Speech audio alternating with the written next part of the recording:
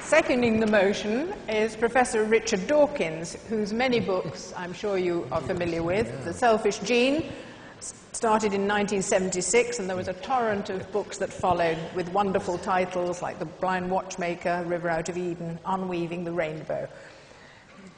His present book has no such romantic title.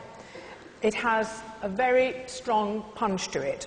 The God Delusion was published late last year and was quickly a bestseller and has caused something of a sensation. So I call upon Professor Richard Dawkins to second the motion.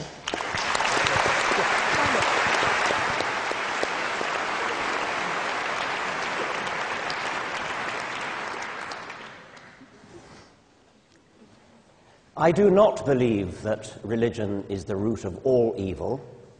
Thank you, Channel 4.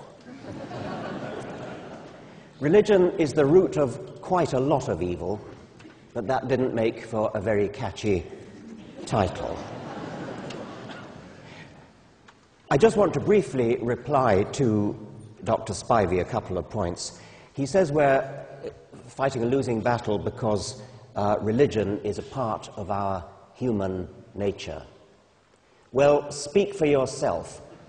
It's not a part of mine, and it's not a part of the great majority of my friends in universities in England and the United States and elsewhere. He also said, if we had no religion, how would we do without King's College Chapel, the Sistine Chapel, etc.? Well, you know, artists have to make a living, and in the time when the Sistine Chapel was built and its ceiling was painted, you know who had the money. Artists such as Michelangelo had to go where the patronage was.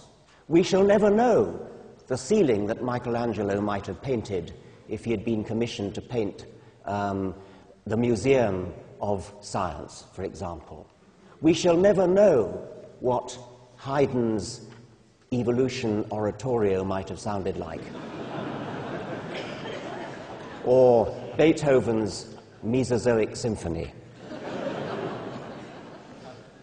Now, I suppose that apologists for religion would be likely to put forward 4 reasons for believing it to be a good thing, 4 things that religion does for us, and I call them explanation, exhortation, meaning morals, explanation meaning explaining the world, where we come from, where the universe comes from, and so on. Exhortation, what is good, what is bad.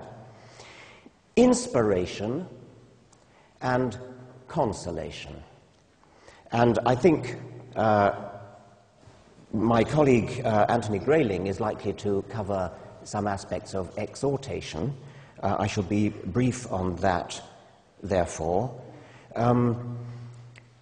Consolation, I often encounter people who say, but if you take religion away from people, how are they going to survive? How are they going to manage when they're bereaved, or when they lose a loved one, when they fear death themselves?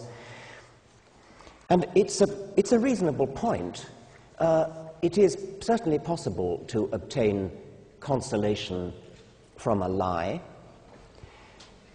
Many people will say, if you ask them, would you like your doctor to tell you when you have a mortal illness and you're only going to live another 6 months? There are people who will say, no, I would rather my doctor lied to me. And that's fine, and I would respect that wish if I were a doctor, if I thought that a patient wanted to be lied to. But I don't think it's a very dignified, general reason for supporting religion that it supplies consolation, unless, of course, it's true. And we haven't time to go into it, but I think there are very, very good reasons for thinking that there is absolutely no grounds for believing that there's any actual truth in the claims of religion.